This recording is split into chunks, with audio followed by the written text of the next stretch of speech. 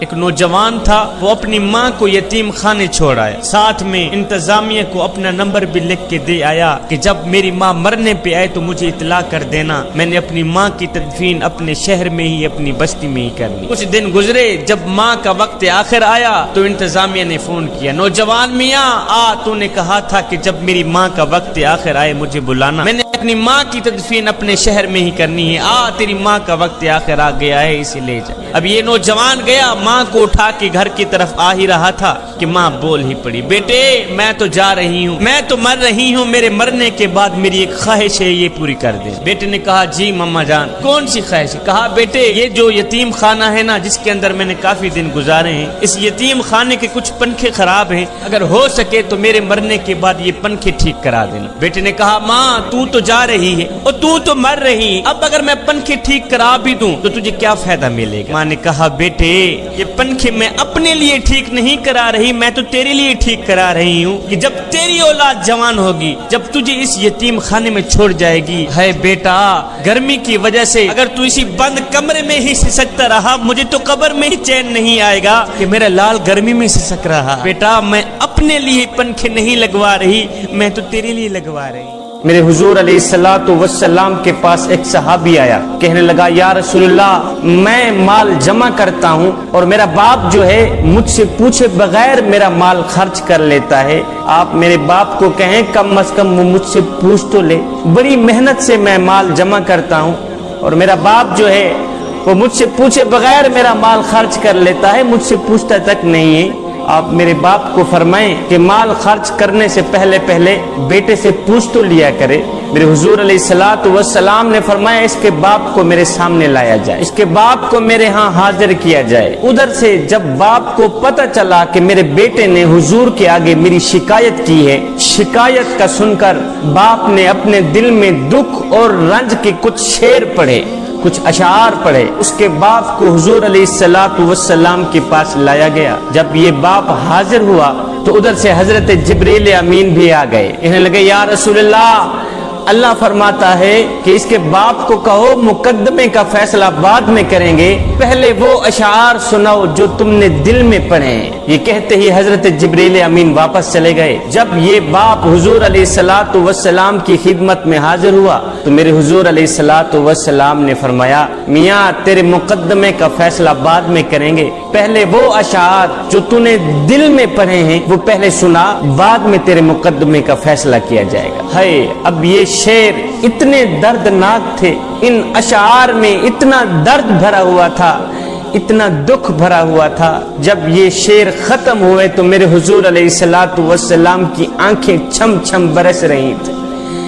میرے حضور علیہ الصلوۃ والسلام رو رہے تھے، اتنا درد تھا ان اشعار میں۔ اب باپ نے وہ اشعار پڑھنا شروع کیے، ان شعروں کا، ان اشعار کا ترجمہ یہ تھا کہ اے میرے بچے، میرے بیٹے، میں نے تیرے لیے سب کچھ کیا، تیرے اوپر اپنا سب کچھ قربان کر دیا۔ جب تو گود میں تھا میں اس وقت بھی تیرے لیے پریشان تھا، جبکہ آج تو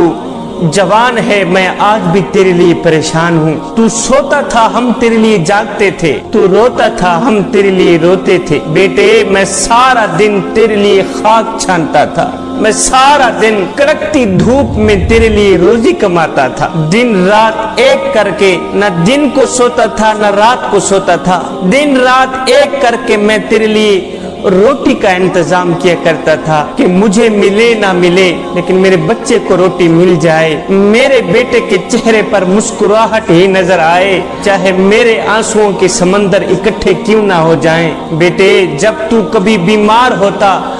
تو ہم ساری رات تیرے لیے تڑپتے رہتے، تیرے ایک پہلو بدلنے پر ہم ہزاروں وسوسوں کا شکار ہوتے۔ بیٹے تیری بیماری ہماری کمر توڑ دیتی تھی، تیری بیماری ہمیں مار دیتی تھی، تیری تکلیف ہمیں تڑپا دیتی تھی، ہمیں یوں لگتا تھا کہ تو بیمار نہیں بلکہ ہم بیمار ہیں۔ میرے بیٹے تیری آہ پر ہماری آہ نکلتی تھی، تیری ہائے پر ہماری ہائے نکلتی تھی، ہمیں ہر پل، ہر وقت، ہر گھڑی، ہر لمحے یہی فکر رہتی تھی کہ کہیں ہمارے بیٹے کی جان نہ چلی جائے۔ اور میرے بیٹے ہم نے تجھے اس طرح پروان چڑھایا ہے، میں جوان تھا تو بچہ تھا، میں اپنی رگوں سے خون نکالتا رہا، تیری رگوں میں ڈالتا رہا، اپنے بدن سے طاقت نکالتا رہا، قوت نکالتا رہا، تیرے بدن میں ڈالتا رہا، اپنے منہ سے نوالا نکال کر تیرے منہ میں ڈالتا رہا، خود بھوکا رہا، تجھے کھلاتا رہا، ہو میرے بیٹے، خود پیاسا رہا، تجھے پلاتا رہا، یہاں تک کہ میں خود بڑھاپے کا شکار ہو گیا اور تجھ میں جوانی رنگ بھر آئی، تو آہستہ آہستہ جوان ہوتا گیا اور مجھ سے بڑھاپا جوانی چھینتا گیا۔ پھر جب میں اس سطح پر آیا کہ اب مجھے تیرے سہارے کی ضرورت پڑی، میں سوچتا تھا کہ جیسے میں نے تجھے پالا ہے ایسے تو بھی مجھے پالے گا، جس طرح میں نے تیرے ناز اٹھائے ہیں اسی طرح آج تو بھی میرے ناز اٹھائے گا، جس طرح میں نے اپنے ہاتھوں سے تیرے منہ میں لقمہ ڈالا ہے۔ آج میں بوڑھا ہو گیا تھا، میں سوچتا تھا اسی طرح تو بھی اپنے ہاتھوں سے میں کم بخت باپ کے منہ میں لقمہ ڈالے گا، لیکن ہائے بیٹے، آج تیرا لہجہ بدل گیا، آج تیری زبان بدل گئی، آج تیری آواز بدل گئی، تیری آنکھ بدل گئی، آج تیرے لہجے بدل گئے، تیرے تیور بدل گئے، آج تو مجھے یوں سمجھنے لگا جیسے میں تیرا نوکر ہوں، آج تو مجھ سے یوں بولنے لگا جیسے میں تیرا زر خریدا غلام ہوں۔ بیٹے، یہ تو بھول گیا کہ میں نے تجھے کس طرح پالا ہے، میں نے کس طرح تیرے ناز اٹھائے ہیں، تیرے لیے ہم پوری پوری رات جاگے،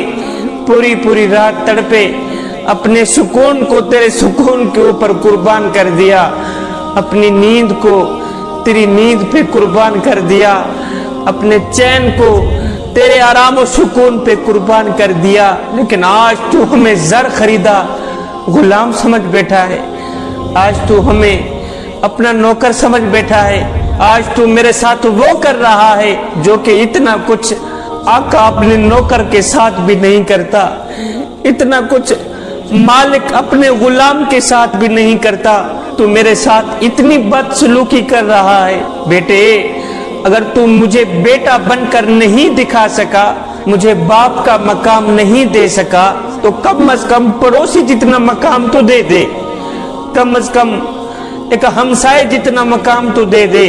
پڑوسی بھی پڑوسی کا حال چال پوچھ لیتا ہے، پڑوسی بھی پڑوسی کے درد سن لیتا ہے، دکھڑے سن لیتا ہے۔ میرے بیٹے، کیا میں اتنا گر گیا ہوں کہ آج تو مجھے پڑوسی جتنا بھی نہیں سمجھتا؟ باپ یہ دکھڑے سنا رہا تھا، میرے حضور علیہ السلام کی آنکھیں چھم چھم برس رہی تھی، میرے حضور علیہ السلام رو رہے تھے، ساتھ میں یہ دردناک کہانی سننے والے صحابی بھی رو رہے تھے۔ میرے حضور علیہ السلام نے روتے ہوئے اس صحابی کو فرمایا، نوجوان اٹھ جا میری مجلس سے، اٹھ جا میری مجلس سے، جا، تو بھی تیرے باپ کا ہے، تیرا مال بھی تیرے باپ کا ہے، تو بھی تیرے باپ کا ہے، سن، تیرا مال بھی تیرے باپ کا ہے،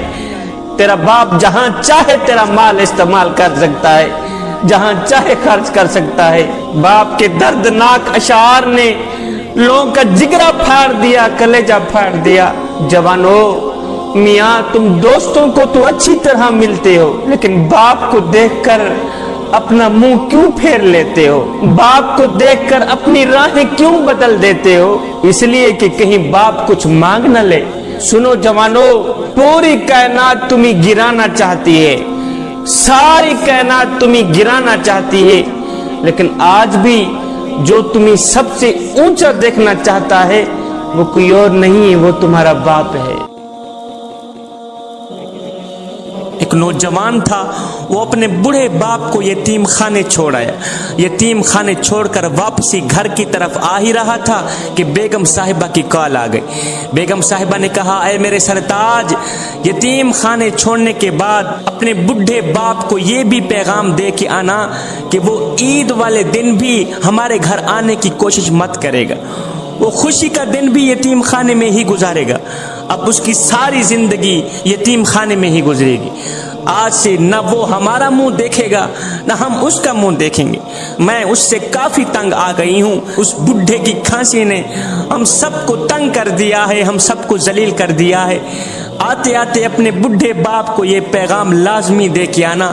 کہ وہ عید کا دن بھی یتیم خانے میں ہی گزارے گا، ہمارے گھر آنے کی کوشش مت کرے گا۔ اب یہ پیغام دینے کے لیے، بیگم صاحبہ کا یہ پیغام دینے کے لیے یہ بدبخت بیٹا واپسی یتیم خانے کی طرف گیا۔ اس نے جیسے ہی یتیم خانے میں قدم رکھا تو دیکھ کر حیران رہ گیا کہ یتیم خانے کے سربراہ کے ساتھ اس کا بڈھا باپ گپ شپ میں مصروف ہے۔ دونوں اس طرح کی گپے شپے لگا رہے ہیں جیسے کہ وہ کافی عرصے سے ایک دوسرے کو جانتے ہیں۔ دونوں اس طرح کی گپوں میں مصروف ہیں، ایسا لگتا تھا جیسے وہ کافی عرصے سے ایک دوسرے کے دوست ہوں، ایک دوسرے کو جانتے ہوں۔ یہ منظر دیکھ کر یہ نوجوان حیران رہ گیا۔ یہ بدبخت بیٹا کہنے لگا، سر جی، یتیم خانے کے سربراہ سے کہنے لگا، سر جی آپ میرے بڈھے باپ کو کب سے جانتے ہو؟ مجھے تو ایسا لگتا ہے آپ کا کافی عرصے سے ایک دوسرے سے یارانہ ہے، مجھے بتایا جائے آپ میرے باپ کو کب سے جانتے ہو؟ آپ میرے باپ کو کب سے جانتے ہو؟ یہ سن کر اس نے مسکراتے ہوئے کہا، بیٹے میں تیرے باپ کو تب سے جانتا ہوں جب تیرا باپ میرے یتیم خانے آیا تھا اور ایک لاوارث بچے کو گود میں لے کے گیا تھا۔ تیرا باپ میرے یتیم خانے آیا تھا، اس نے کہا تھا، ہائے میں بے اولاد ہوں، کوئی تیرے یتیم خانے لاوارث بچہ آ گیا ہو تو اٹھا کے میری جھولی میں ڈال دو، مجھے دے دو، میں اس کی خدمت کروں گا، میں اس کو پالوں گا، اپنے منہ سے نوالا نکالوں گا، اس بچے کے منہ میں ڈالوں گا، اپنی رگوں سے خون نکالوں گا، اس بچے کی رگوں میں ڈالوں گا۔ جب یہ نوجوان ہو جائے گا، جب میں بوڑھا ہو جاؤں گا، جب میں بوڑھا بن جاؤں گا، جب میں کمزور بن جاؤں گا، یہ بچہ طاقتور بن جائے گا تو یہ میری خدمت کرے گا۔ جب یتیم خانے کے سربراہ نے کہا، میاں میں اس بڈھے کو تب سے جانتا ہوں جب یہ میرے یتیم خانے سے ایک لاوارث بچے کو اٹھا کے گیا تھا، یہ جملہ سن کر اس بدبخت بیٹے کی چیخ نکل گئی۔ جوانوں، پتہ ہے وہ لاوارث بچہ کون تھا؟ یہ وہی بدبخت بیٹا تھا جو آج اپنے بوڑھے باپ کو یتیم خانے چھوڑنے آیا تھا، جو بوڑھے باپ کی کھانسی سے تنگ آ گیا تھا، وہ یہی بدبخت بیٹا تھا جو آج بوڑھے باپ کو خدمت نہ کرنے کی وجہ سے یتیم خانے چھوڑ کے جا رہا ہے، تنہا چھوڑ کے جا رہا ہے، اور ساتھ میں یہ بھی کہہ کے جا رہا ہے کہ آج سے نہ تو ہمیں منہ دکھائے گا نہ ہم تجھے منہ دکھائیں گے، آج کے بعد تو یہاں سے جیے گا، یہاں سے ہی تیرا لاشا جائے گا۔ جوانوں، خدا کے لیے اپنے بوڑھے والدین کی قدر کرو، بوڑھے باپ کی خدمت کرو۔ خوش قسمت لوگ ہیں وہ جو اپنے بوڑھے والدین کی خدمت کرتے ہیں، خوش بخت لوگ ہیں وہ جو اپنے بوڑھے والدین کی خدمت کرتے ہیں۔ جوانوں،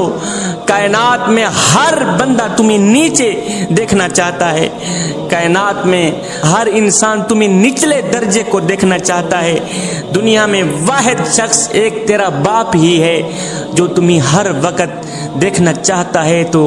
اوپر کی طرف ہی دیکھنا چاہتا ہے، جو تمہیں پرواز کرتے ہوئے دیکھنا چاہتا ہے۔ دنیا کا ہر انسان تمہیں ہرانا چاہتا ہے، اور سنو، جو تمہیں کامیاب دیکھنا چاہتا ہے، خود سے بھی زیادہ کامیاب دیکھنا چاہتا ہے، وہ کوئی اور نہیں ہے، وہ تیرا باپ ہی ہے۔ میاں، خوش قسمت لوگ ہیں وہ جن کے ہاتھ میں اپنے باپ کی انگل ہے، جن کے ہاتھ میں باپ جیسا عظیم سہارا ہے۔ شیخ سعدی کہتے ہیں، میں بچپن میں عید کی نماز پڑھنے باپ کی انگل پکڑ کر جا رہا تھا کہ بچوں کے ہجوم میں مجھ سے میرے باپ کی انگل چھوٹ گئی۔ بچے کھیل رہے تھے نا، میں نے اپنے باپ کی انگل چھوڑی اور کھیل کود میں مست ہو گیا۔ کھیل کود میں اتنا مست ہوا کہ باپ آگے نکل گیا، میں کھیل میں مست ہو گیا۔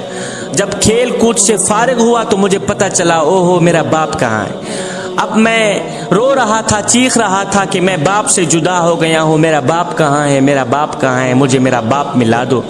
ادھر سے باپ بھی مجھے ڈھونڈتے ڈھونڈتے اچانک سے آ نکلے۔ مجھے دیکھ کر میرے باپ غصے سے کہنے لگے، او نادان، میں نے تجھے کہا نہیں تھا کہ میری انگل نہیں چھوڑنی؟ او بچے، تجھے پتہ نہیں ہے کہ جو باپ کی انگل چھوڑتا ہے وہ اکیلا ہی رہ جاتا ہے۔ بیٹے، جو باپ کی انگل چھوڑتا ہے وہ اکیلا ہی رہ جاتا ہے، تو نے میری انگل کیوں چھوڑی؟ جوانوں، اپنے ہاتھ تو دکھاؤ، میں دیکھنا چاہتا ہوں کن کن کے ہاتھ میں باپ کی انگل ہے، کن کے ہاتھ میں باپ جیسا سہارا ہے۔ جوانوں، اگر ہاتھ میں باپ کی انگل ہے تو یہ ہاتھ قیامت تک سلامت رہیں، اگر ہاتھ میں باپ کی انگل نہیں ہے تو پھر یاد رکھنا بازار میں ہر چیز مل جاتی ہے، نہیں ملتا تو باپ جیسا سہارا ہی نہیں ملتا۔ باپ کے سہارے کو غنیمت سمجھو، باپ زندہ ہے تو خدا کے لیے اپنے بوڑھے باپ کی قدر